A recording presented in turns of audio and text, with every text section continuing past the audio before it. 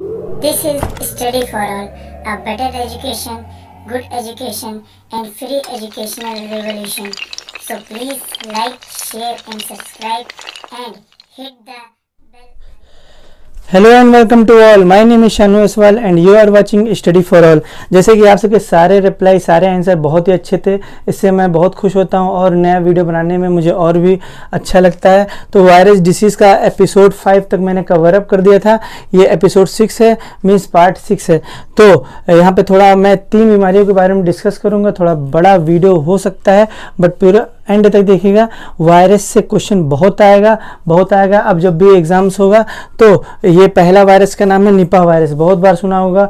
2018 में इंडिया में भी देखा गया था, आउटब्रेक हुआ था इंडिया में भी, बट ज़्यादा उसे आउटब्रेक नहीं बोल सकते, रोक लिया गया था। So let's start a new session of virus disease. तो शुरू करते हैं निपा वायरस। तो निपा वायरस का वायरस के नेम पूछा जाएगा तो वायरस का नाम क्या है इसका? निपा। अच्छा, वायरस का नाम भी निपा है, ठीक, तो क्यों रखा गया? देखिए, सबसे पहले ये कहाँ फैला, किस देश में रिपोर्ट किया गया? तो सबसे पहले ये रिपोर्ट किया गया था मलेशिया में। कब? 1998 में। कि मलेशिया के किस स्थान पे? तो कामपुंग संगाई निपा, एक स्थान का नाम है कामपुंग संगाई निपा। तो आपको निपा दिख रहा होगा, क्या दिख रहा होगा? निपा। तो निपा से इसका नाम क्या रख दिया गया? तो निपा से इसका नाम निपा वायरस रख दिया गया, इसीलिए आप समझ सकते हैं निपा नाम क्यों पड़ा। अच्छा, प्रभावित कौन हुआ था सबसे पहले? तो सबसे पहले प्रभावित कौन हुआ? तो एक किसान प्रभावित हुआ। तो इसे जो पहला पेशेंट बोलते हैं, सबसे पहला कौन प्रभावित हुआ? तो किसान प्रभावित हुआ। अच्छा, क्वेश्चन पूछा गया किसको प्रभावित करता है? अच्छा, अगर मनुष्य में किसको प्रभावित करता है? तो अगर मनुष्य में बात की जाएगा, मनुष्य में, तो ये किसको प्रभावित करता है? तो ये मनुष्य में प्रभावित करता है मस्तिष्क को, यानी ब्रेन को प्रभावित करता है। किसको प्रभावित करता है भैया? ब्रेन यानी मस्तिष्क को ये प्रभावित करता है। अब अच्छा, मस्तिष्क को कैसे इफेक्ट करता है? देखिएगा, मस्तिष्क को कैसे इफेक्ट करता है? ये मस्तिष्क में जाकर, ब्रेन में ये जाकर, कौन, क्या? निपा वायरस को क्या जाकर, मतलब कौन जाता है? Nipah virus. ये कहाँ, किसको प्रभावित करता है? तो मस्तिष्क में। तो मस्तिष्क को प्रभावित करता है, तो कैसे? ये मस्तिष्क में जाकर, देखिएगा, ग्लूकोज की मात्रा को, किसको बताइए? ग्लूकोज, जैसे जानते हैं जिसे शरीर का ईंधन बोला गया है, ठीक। ग्लूकोज किस शर्करा में आता है ये बताइएगा आपको। ग्लूकोज किस शर्करा में आता है? एकल में आता है, द्वि शर्करा में आता है या बहु शर्करा में आता है? ये आपको कमेंट सेक्शन के बॉक्स में बताना है।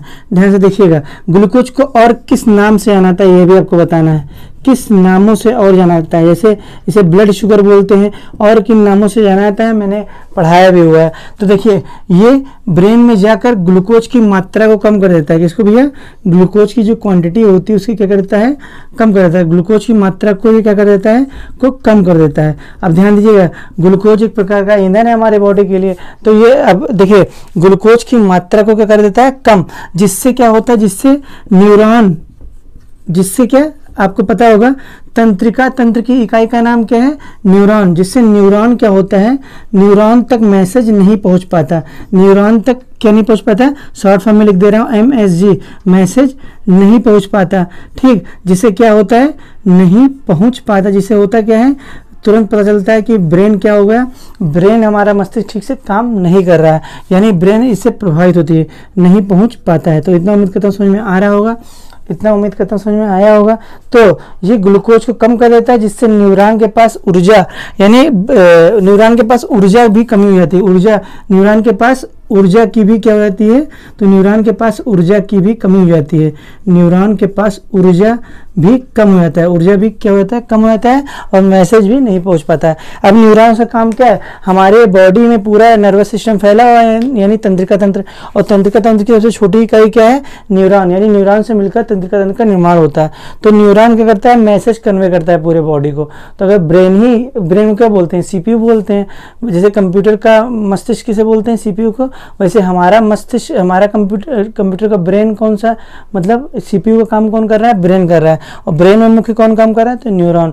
तो इतना उम्मीद करता हूँ समझ में आया होगा। अच्छा, क्वेश्चन अगर पूछा जाएगा कि ये किस प्रकार का वायरस है। तो अगर क्वेश्चन पूछा है किस प्रकार का वायरस है, तो ये जूनोटिक वायरस है। क्या है भैया? Zoonotic virus. जैसे आप कोरोना वायरस पढ़ ही रहे हैं, ये भी क्या है? Zoonotic virus. और मैंने बताया था सबसे पहले जब कोरोना वायरस पढ़ाया था, जूनोटिक वायरस किसे कहते हैं। जूनोटिक, जू का मतलब, आप जूलॉजी पढ़े होंगे तो जू का मतलब क्या होता है? चिड़ियाघर। और चिड़ियाघर में कौन होते हैं? जानवर रहते हैं। तो ध्यान से देखिएगा, यानी जू यानी जूनोटिक यानी ये जानवरों से मनुष्य में फैलता है। जानवरों से कहाँ फैल रहा है? जानवरों से मनुष्य में फैलता है। तो जानवरों से को हुआ, पहले जानवर इन्फेक्टेड हुआ, फिर उससे कौन इन्फेक्टेड हुआ? और कौन इन्फेक्ट हुआ? तो मनुष्य इन्फेक्ट हुआ। अच्छा, इसका वाहक कौन है? अगर बात की जाएगी, इसका कैरियर कौन है? अगर इसका वाहक पूछाएगा तो किसके द्वारा ये फैलता है? तो बताया जा रहा था इसका वाहक का नाम नारियल का पेड़ भी था। क्या है भैया? नारियल का पेड़। ध्यान से देखिएगा। और सबसे ज्यादा बताया गया था खजूर, खजूर खाने से। ठीक। अच्छा, फैलाता कौन है? तो देखिए, जरिया कौन है? अगर हम इसको खाएंगे तो हमें क्या हो सकता है? हमें निपा वायरस से हम भी ग्रस्त हो सकते हैं। बट कौन? जो एक ऐसा जानवर जो प्रभावित हो। तो कहा जाता है निपा वायरस किससे फैला हुआ था? निपा वायरस फैला जो हुआ था, जो फैला हुआ था, स्प्रेड हुआ था, वो किससे? चमगादड़ से। किससे बताया जा रहा था भैया? चमगादड़। तो चमगादड़ क्या होता है? चमगादड़ का फेवरेट माना जाता है खजूर।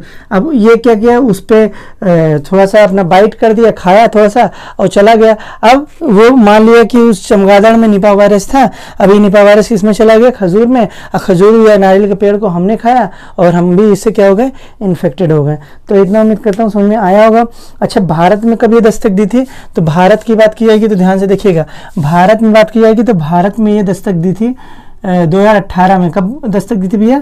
2018 में दस्तक दी थी। और कहाँ पे सबसे पहले फर्स्ट कहाँ दस्तक दी थी? तो ध्यान से देखिए, केरल में। से कोरोना वायरस जो सबसे पहले पेशेंट कहाँ आया था? तो केरल में ही सबसे पहले फर्स्ट पेशेंट देखा गया था इंडिया में। तो कोरोना वायरस का पहला पेशेंट केरल में देखा गया था, जैसे कि निपा वायरस में भी देखा गया था कि भारत में फर्स्ट पेशेंट केरल में देखा गया था, इन 2018 में देखा गया था। अच्छा, ये किसने मतलब कि इसको किसने पूरी तरह से क्लियरिफाई किया? तो क्लियरिफाई कौन सी संस्था की? NIV, national institute of virology.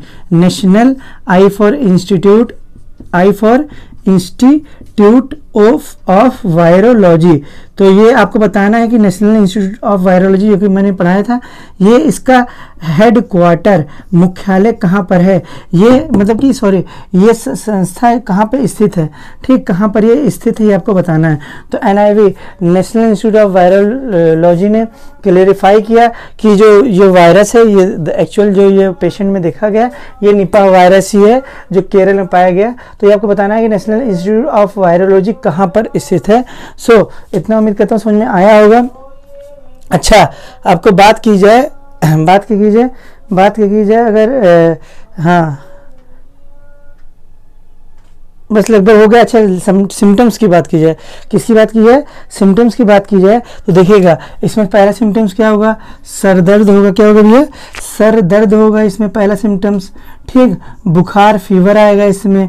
ठीक, बुखार होगा, फिर वॉमिटिंग होगा यानी उल्टी भी होगा।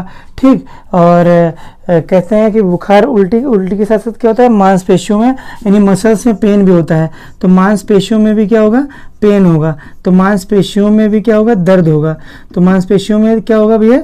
दर्द होगा। अब आपको बताना है मांसपेशियों में कौन सी प्रोटीन पाई जाती है। मांसपेशियों में पाई जाने वाली प्रोटीन का नाम क्या है? अच्छा, मैं बता देता हूँ, मांसपेशियों में 2 प्रोटीन पाई जाती है। कितने प्रकार की प्रोटीन पाई जाती है?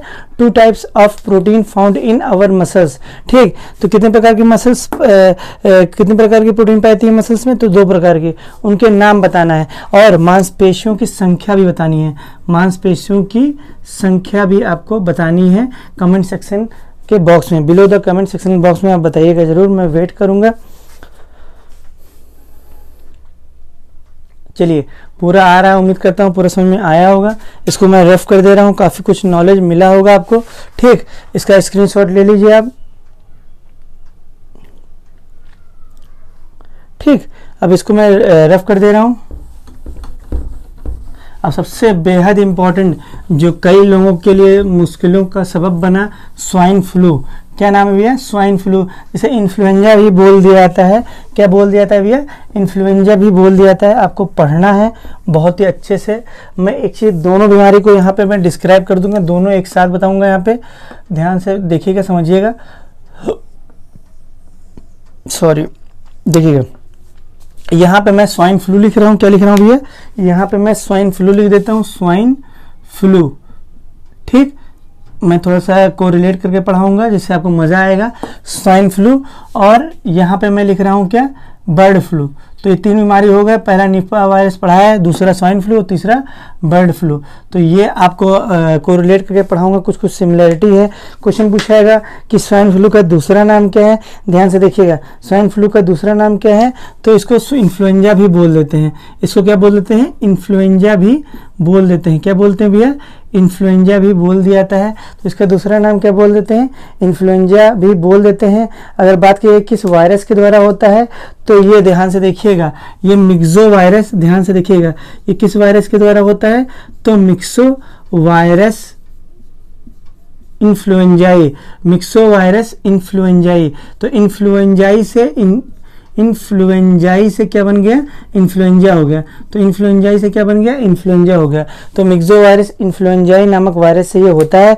अच्छा, वायरस का नाम पूछ लेगा कि वायरस के नेम क्या है, उस वायरस का नाम क्या है। तो ध्यान से देखिएगा, तो वायरस नेम क्या है भैया, तो वायरस नेम है H1N1। तो किस वायरस के द्वारा होता है, H1N1 वायरस के द्वारा होता है। जहाँ H क्या है, ध्यान दीजिएगा, H का फुल फॉर्म पूछ लेता है। तो H का फुल फॉर्म क्या होता है, हेमाग्लूटानिन। क्या होता है, हेमाग्लूटानिन, हेमाग्लूटानिन। और N का मतलब क्या है, N फॉर न्यूरामिनिडेज। क्या है भैया, न्यूरामिनिडेज, न्यूरामिनिडेज, हेमाग्लूटानिन न्यूरामिनिडेज। तो इतना उम्मीद करता हूँ समझ में आ रहा होगा। अच्छा, ये दोनों क्या है एक प्रकार के, तो दोनों एक प्रकार के हैं, प्रोटीन है। दोनों क्या है एक प्रकार के भैया, तो दोनों एक प्रकार के हैं, प्रोटीन है। तो इतना उम्मीद करता हूँ समझ में आया होगा। तो मिक्सो वायरस इन्फ्लुएंजाई नामक वायरस के द्वारा होता है। वायरस का नाम पूछेगा तो H1N1, H का फुल फॉर्म हेमाग्लूटानिन, N का मतलब न्यूरामिनिडेज, दे बोथ आर प्रोटीन्स। दोनों क्या हैं, प्रोटीन्स हैं। तो इतना उम्मीद करता हूँ समझ में आया होगा आपको। अच्छा, बात की जाएगी कि फर्स्ट केस कहाँ देखा गया था ये, तो ध्यान से देखिएगा। फर्स्ट केस अगर बात की जाएगी, ये देखा गया था, तो ध्यान से देखिएगा, फर्स्ट केस ये देखा गया था मैक्सिको में। फर्स्ट केस इसका कहाँ देखा गया था, ध्यान से देखिएगा। तो फर्स्ट केस पाया गया था, फाउंड किया गया था कहाँ पे, ये फर्स्ट केस मैक्सिको में देखा गया था। कहाँ देखा गया था भैया, तो मैक्सिको में देखा गया था। कहाँ देखा गया था, मैक्सिको। और मैक्सिको किस कंट्री के अंतर्गत आता है, तो ये नॉर्थ अमेरिका के अंतर्गत आता है। ये नॉर्थ अमेरिका में पड़ता है। कहाँ पड़ता है भैया, नॉर्थ अमेरिका में पड़ता है। तो इतना उम्मीद करता हूँ समझ में आया होगा। अच्छा, कब देखा गया था, तो ध्यान से देखिएगा, ये कब देखा गया था, फाइंड किया गया था, तो ये 11 अप्रैल, कब भैया, 11 अप्रैल 2009 को देखा गया था।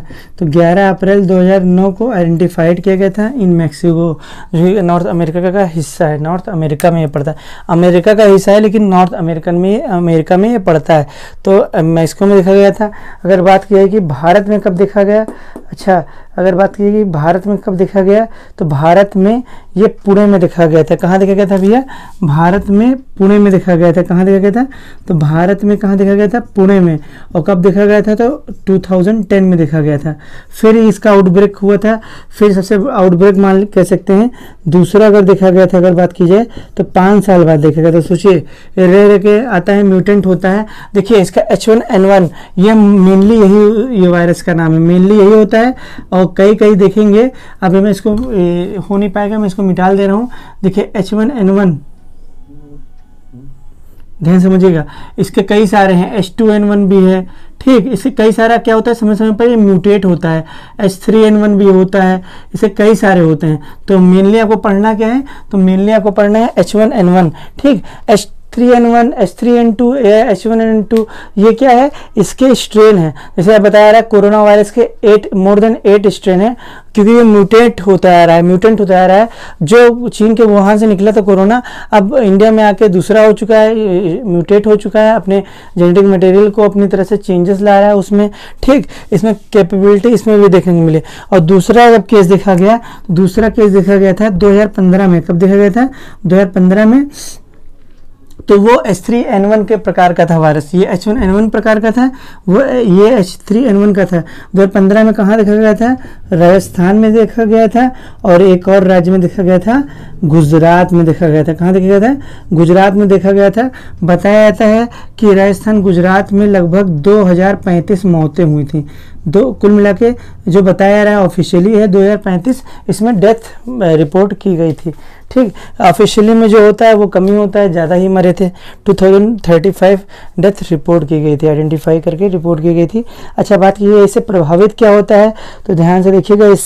इससे क्या प्रभावित होता है, तो हम देखते किससे हैं, तो देखिएगा इससे आँख प्रभावित होता है। क्या प्रभावित होता है? आँख प्रभावित होता है। और जैसे हमारा रेस्पिरेटरी सिस्टम है, तो रेस्पिरेटरी सिस्टम भी प्रभावित होता है। जैसे कोरोना वायरस से श्वसन तंत्र प्रभावित होता है, वैसे ही हम ये स्वाइन फ्लू से भी श्वसन तंत्र यानी रेस्पिरेटरी सिस्टम इफेक्टेड होता है। तो eye and respiratory system affected by swine flu, जिसे इन्फ्लुएंजा के नाम से जाना जाता है। अच्छा, इसका वाहक बात करी जाएगी, तो इसका वाहक का नाम क्या है? ध्यान से देखिएगा। तो इसके वाहक क्या हैं, आप पढ़े होंगे। तो इसका वाहक का नाम है सुअर। तो किसके द्वारा फैलता है? सुअर। ठीक, देखा जाता है आमतौर जो सुअर के पोल्ट्री में, जो सुअर के फार्म में काम करते हैं उन व्यक्तियों को हो जाता है, जो उनके कांटेक्ट में होते हैं, जो उनके कांटेक्ट में होते हैं उनको हो सकता है। साथ साथ जो सुअर का मांस खाते हैं, सुअर का क्या खाते हैं भैया? मांस खाते हैं, तो वो भी क्या होते हैं? प्रभावित यानी इन्फेक्टेड हो जाते हैं उससे। अच्छा, आपको मैं बताऊं सुअर के मांस को किस नाम से जाना जाता है? तो सुअर के मांस को हम पॉर्क बोलते हैं। क्या बोलते हैं? सुअर के मांस को पेपर में पूछा जाता है, तो सुअर के मांस को क्या बोलते हैं? पॉर्क बोलते हैं। और आपको बताना है गाय के मांस को क्या बोला जाता है। यहाँ पे बहुत सारे ऐसे भी लोग हैं जो गाय के मांस को भी खा जाते हैं, तो गाय के मांस को भी क्या बोला जाता है? तो ये आपको आंसर बताना है कमेंट सेक्शन के बॉक्स में, below the comment section box. बहुत बार सुना होगा, सुर्खियों में रहता है, काफ़ी लड़ाइयाँ होती हैं। ठीक, अगर क्वेश्चन पूछा जाएगा, हाँ, इसमें लक्षण क्या होते हैं, सिम्टम्स क्या होते हैं बात की जाएगी। तो इसमें सबसे बड़ा लक्षण जानते हैं फ्लू लिखा है, तो फ्लू का मतलब ये होता है जुकाम होगा, कोल्ड होगा। जुकाम बुखार तो एक कॉमन चीज़ है, जुकाम बुखार होगा पेशेंट को, और पूरे शरीर में दर्द होगा, होल बॉडी एचिंग, यानी पूरे शरीर में एचिंग मतलब दर्द होगा, पूरे शरीर में क्या होगा भैया? दर्द होगा।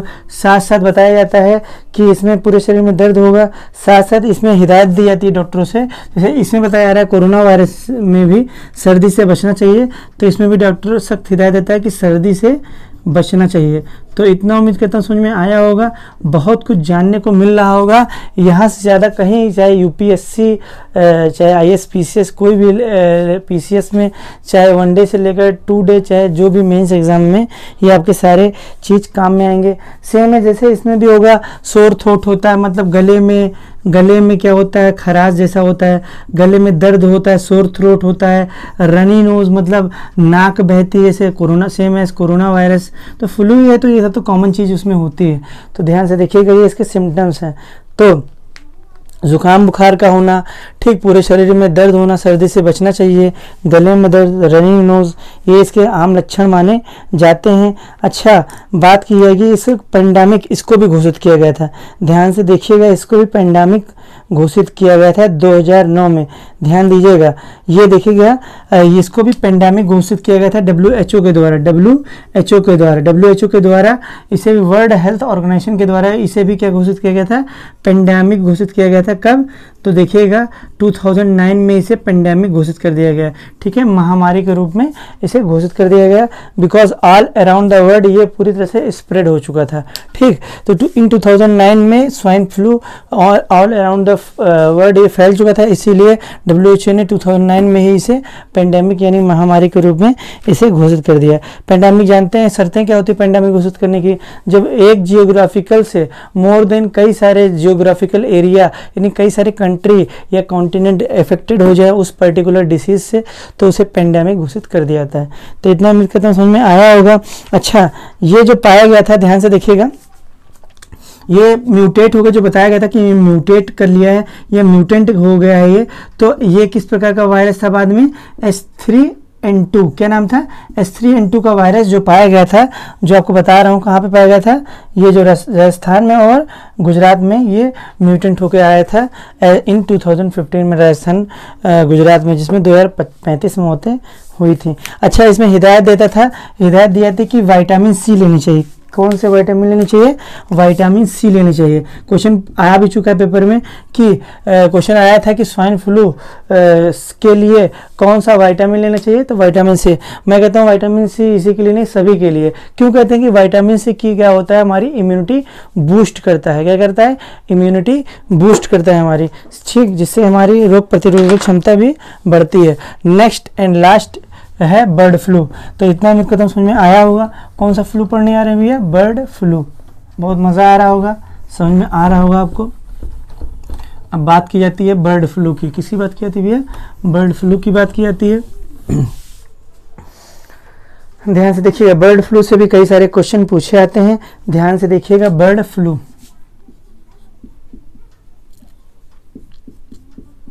ठीक। तो बर्ड फ्लू, अब अगर बात की जाए कि इसका दूसरा नाम क्या है, तो ध्यान से देखिएगा, इसका दूसरा नाम क्या है, तो इसे स्पेनिश फ्लू भी बोल देते हैं। क्या बोल देते हैं भैया? इसे स्पेनिश फ्लू भी बोल देते हैं। क्या बोल देते हैं? स्पेनिश फ्लू बोल देते हैं। अच्छा, स्पेनिश फ्लू सबसे ज़्यादा मौतें दी थी, लगभग 4 करोड़ से लेकर 6 करोड़ मौतें हुई थी जो बताई जा रही है, ठीक। आपको देखा होगा स्पेनिश फ्लू। बर्ड फ्लू को ऐसे बोल दिया था Spanish flu, but Spanish flu बहुत ही क्रिटिकल है। 4 करोड़ से लेकर 6 करोड़ मौत हो चुकी थी, डेथ हो गई थी। और ये कब देखी गई थी स्पेनिश फ्लू? आप जानते होंगे फर्स्ट वर्ल्ड वार के समय। कब भैया? First world war. और फर्स्ट वर्ल्ड वार आपको पता ही होगा कब से शुरू हुआ था, आपको पता ही होगा 1914 से शुरू हुआ था और 1990 के शुरुआत तक चला था। और ये कब? फर्स्ट वर्ल्ड वार के समय हुआ था, फर्स्ट वर्ल्ड वार के समय, क्योंकि यूएसए में पाया गया था, बताया रहा था कि समय हुआ था। ये किस में पाया गया था? स्पेनिश फ्लू की बात कर रहा हूँ मैं, इसको नहीं, ये तो कॉमनली बोल दिया रहा है कि बर्ड फ्लू को स्पेनिश फ्लू बोल रहे हैं। यहाँ पे मैं स्पेनिश फ्लू समझाना चाहता हूँ आपको। Spanish flu during the first world war में हुआ था, यानी फर्स्ट वर्ल्ड वार के समय हुआ था। ये मतलब ये डेट जो बताया जा रही है, ईयर जो बताया रहा है, इन 1918 से लेकर 1990, क्योंकि सब युद्ध विश्व सारे एक जगह से दूसरे देशों में जा रहे थे, तो पूरा फैलते हुए चला जा रहा था। इसीलिए ऑल अराउंड द वर्ल्ड ये 4 करोड़ से 6 करोड़ मौतें आइडेंटिफाई की गई थी, रिपोर्ट की गई थी। अभी भी इसका पूरा फिक्स उसका डेटा नहीं बताया जाता है कि कितने लोग मरे इसमें। अच्छा, बात की गई वायरस का नाम क्या है, बात की जाएगी कि उस वायरस का नाम बताइए, ठीक। उस वायरस का नाम क्या है? तो उस वायरस का नाम है H5N1। क्या नाम है भैया? H5N1। तो H5N1 के द्वारा ये फैलता है। H का मतलब बता ही चुका हूँ, हेमाग्लूटिनिन, और N का मतलब न्यूरामिनिडेज, दे बोथ आर प्रोटीन। तो वायरस का नाम क्या है? H5N1 है। अच्छा, बात की जाएगी, ध्यान से देखिएगा, ये मैं स्पेनिश फ्लू का इतना बताया था, मैं कह रहा हूँ आपको बर्ड फ्लू। अच्छा, बर्ड फ्लू को हम रानी खेत के नाम से भी जानते हैं। बर्ड फ्लू किस और नाम से जाना जाता है भैया? रानी खेत के नाम से भी जाना जाता है। किस खेत के नाम से जाना जाता है? रानी खेत के नाम से भी जाना जाता है। और इसे एवियन इन्फ्लुएंजा भी बोलते हैं, एवियन। अब इन फ्लू जहाँ पे आया मतलब सर्दी जुकाम तो होना ही है, इसमें मेन मतलब नॉर्मल सिम्टम्स है, इसे एवियन इन्फ्लुएंजा भी बोलते हैं। तो पेपर में आ भी चुका है कि बर्ड फ्लू को किस इन्फ्लुएंजा के नाम से जाना जाता है? तो avian influenza. So bird flu is also known as avian influenza and virus name is H5N1। तो इतना उम्मीद करता हूँ समझ में आया होगा। अच्छा, कब रिपोर्ट की गई थी, मतलब इसे कब डिटेक्ट किया गया था? तो बात की जाती है कि इसे फर्स्ट डिटेक्ट कब किया गया था, अगर बात की जाएगी, ठीक। इसका डिटेक्शन कब हुआ था, कब पता चला था ये? तो फर्स्ट डिटेक्ट हुआ था ये 1996 में। और कौन दिया था इसे? चीन ने। तो बर्ड फ्लू को फर्स्टली डिटेक्ट किया गया था इन 1996, चीन में डिटेक्ट किया था। और ये आउटब्रेक हुआ, मतलब फैला तेजी से। आउटब्रेक कहाँ पे हुआ? काफ़ी लोग जो मारे गए, जो बताया था कहाँ पे? हांगकांग में, जिसको अपना बताता है चीन अपने अभी इसमें वायलेशन कर रहा है अभी भी, ठीक। तो हांगकांग में कब ये पूरी तरह से आउटब्रेक हुआ? इन 1997। तो आउटब्रेक कब हुआ? 1997 में। अच्छा, बात की जाएगी ये किससे फैला था, बताया जा रहा था वहाँ पे हांगकांग में जो पोल्ट्री में काम कर रहा था, क्या कर रहे थे? पोल्ट्री में जो काम कर रहे थे, किसके पोल्ट्री में? हैन के या कॉक यानी मुर्गे के, ठीक, मुर्गी या मुर्गे के जो पोल्ट्री में काम कर रहे थे उनको, ये उन व्यक्तियों को हो जा रहा था। देखिए, तो यानी कि ये भी जूनोटिक वायरस, ये भी एक प्रकार क्या, कौन सा वायरस है भैया? Zoonotic virus. जूनोटिक मतलब जानवरों से मनुष्य में फैलता है, बट ये मनुष्य से पक्षियों में या मतलब जानवरों में नहीं फैलता है। ये जूनोटिक वायरस उसे बोलते हैं जो स्प्रेड होता है। स्प्रेड तो होना शुरू हुआ एनिमल से, बट वो स्प्रेड होते होते कहाँ चला गया, मैन में, और ये मैन टू मैन भी फैलने लगा। तो this is the very huge disaster. बात की जाएगी और आगे बात की जाएगी कि ये मुर्गियों से क्या किस में आया, मनुष्य में आया। अच्छा, मैंने बताया था स्वाइन फ्लू में भी क्या प्रभावित होता था, आँख और श्वसन तंत्र। तो सेम एज, अच्छा सेम एज क्या प्रभावित होता है, इससे भी आँख और श्वसन तंत्र प्रभावित होता है। क्या प्रभावित होता है भैया, आँख और श्वसन तंत्र। क्या प्रभावित होता है, आँख और श्वसन तंत्र। एक चीज़ बताना भूल गया, सॉरी, मैं बताना चाहता हूँ स्वाइन फ्लू के बारे में। यहाँ पे मैं स्वाइन फ्लू के बारे में बता दूँ। स्वाइन फ्लू किसके बारे में बताना चाहता हूँ, स्वाइन फ्लू। स्वाइन फ्लू के लिए कौन सी औषधि देनी चाहिए बताई जाती है, तो स्वाइन फ्लू के लिए जो बताई जाती है तो ओसाल्टोमाइविर, क्या नाम है भैया, ओसाल्टोमाइविर। तो कौन सी औषधि देनी चाहिए, ओसाल्टोमाइविर। जो अभी कई सारा इस पर रिसर्च चल रहा था कि जो ये स्वाइन फ्लू है, स्वाइन फ्लू का वायरस की दवा का नाम क्या है, ओसाल्टोमाइविर नामक औषधि मेडिसिन दी जाती है। जब किसी व्यक्ति को स्वाइन फ्लू होता है तो ओसाल्टोमाइविर नामक औषधि दी जाती है। यही ओसाल्टोमाइविर नामक औषधि ये अभी टेस्टिंग की जा रही है कोरोना वायरस के लिए। बताया भी गया है कुछ कुछ रिपोर्ट में कि ये कारगर थोड़ा थोड़ा साबित हो रही है। और साथ साथ एक औषधि दी जाती है, मेडिसिन दवा दी जाती है, टेमीफ्लू। कौन सी औषधि दी जाती है, टेमीफ्लू नामक औषधि दी जाती है। तो ओसाल्टोमाइविर और टेमीफ्लू नाम की औषधि दी जाती है। तो इतना उम्मीद करता हूँ समझ में आया होगा आपको। अब बर्ड फ्लू में भी क्या था, आँख और श्वसन तंत्र प्रभावित हो रहा था, और इसमें भी ध्यान से देखिएगा, इसमें भी कौन सी औषधि दी जाती है, तो टेमीफ्लू ही दी जाती है। कौन सी औषधि दी जाती है, तो Tamiflu is a common medicine for swine flu और बर्ड फ्लू। मतलब दोनों के लिए कॉमन मेडिसिन है, दोनों में यूजफुल है। बर्ड फ्लू के लिए भी बहुत कारगर है टेमीफ्लू, और स्वाइन फ्लू के लिए भी कारगर है। This is a very useful.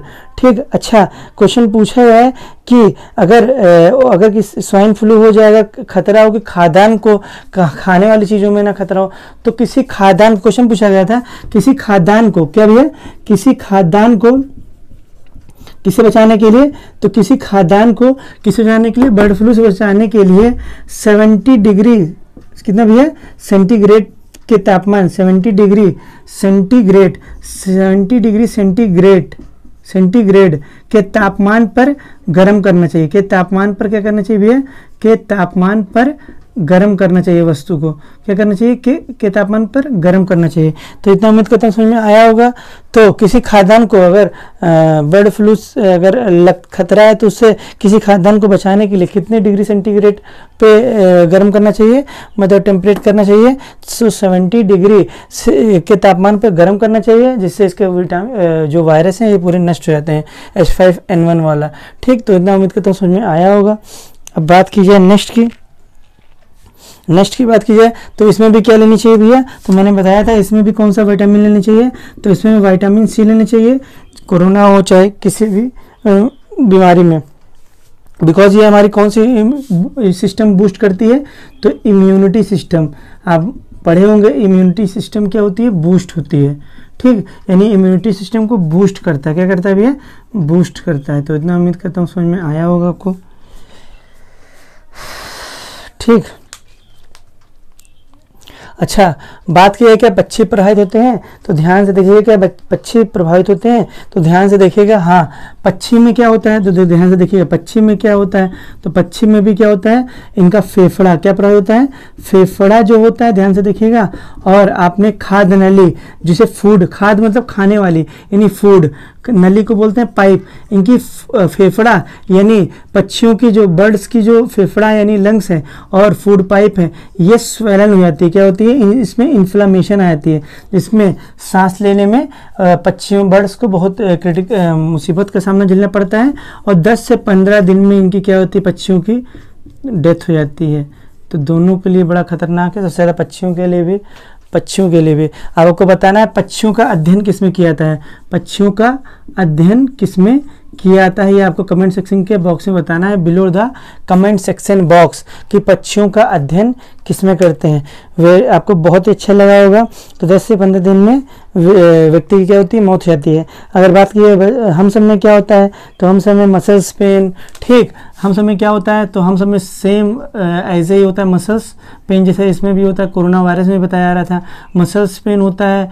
इसमें भी क्या फ्लू है, तो भाई जुकाम बुखार तो होगा ही, जुकाम होगा, क्या होगा, बुखार होगा। तो इतना उम्मीद करता हूँ समझ में आ रहा होगा। जुकाम बुखार, खांसी, क्या होगा, खांसी आएगी, ठीक, सूखी खांसी जिसे बोलते हैं। कैसी खांसी होगी, सूखी खांसी होगी, ठीक। बलगम बनेगा, क्या होगा, बलगम बनेगा, ठीक। और सांस लेने में, यानी सांस लेने में क्या होगी, तकलीफ होगी। तो मनुष्य में क्या होगा, मसल्स पेन होगा, जुखार बुखार होगा, खांसी होगी, सूखी खांसी होगी, बलगम होगा बनेगा, और सांस लेने में क्या होगी, कठिनाई भी उत्पन्न होगी। So this is the very important. अच्छा क्वेश्चन पूछा जाता है, क्या इसका एंटीडोट बनाया गया है, तो इसका एंटीडोट बनाया गया है, तो ध्यान से देखिएगा। मैं इसको, चलिए इसको मैं रफ कर दे रहा हूँ, ध्यान से देखिएगा। क्या इसके लिए एंटीडोट बना हुआ है, तो ध्यान से देखिएगा। इसके लिए, जी हाँ, इसके लिए एंटीडोट बना हुआ है।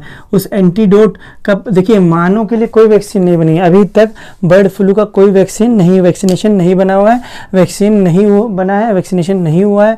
जब वैक्सीन ही नहीं बनेगी तो वैक्सीनेशन क्या होगा। तो इसका एंटीडोट बना हुआ है, वो भी किसके लिए कारगर है, वो बर्ड्स के लिए, इन बर्ड में। तो बर्ड के लिए एंटीडोट बनाया गया है।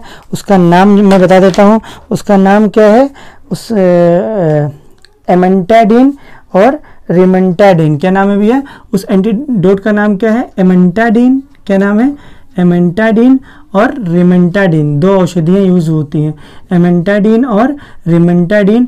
ये औषधि, ये एंटीडोट दी जाती है किसको, बर्ड्स को दी जाती है, जिससे बर्ड्स को बचाया जा सके। बहुत ही तेज़ी से मौत होती है बर्ड्स में, अब देख ही लें 10 से 15 दिन में डेथ हो जाती है। तो this is the end of the video. बहुत कुछ जानने को मिला होगा निपा वायरस के बारे में, स्वाइन फ्लू के बारे में और बर्ड फ्लू के बारे में। आपके सारे एग्जाम्स के सारे क्वेश्चन से कवर अप हो जाएंगे लगभग, मोस्टली मैंने बता दिया है। तो thank you for watching, keep it up and all the best. मैं वेट करूँगा आपके रिप्लाई का। Thank you.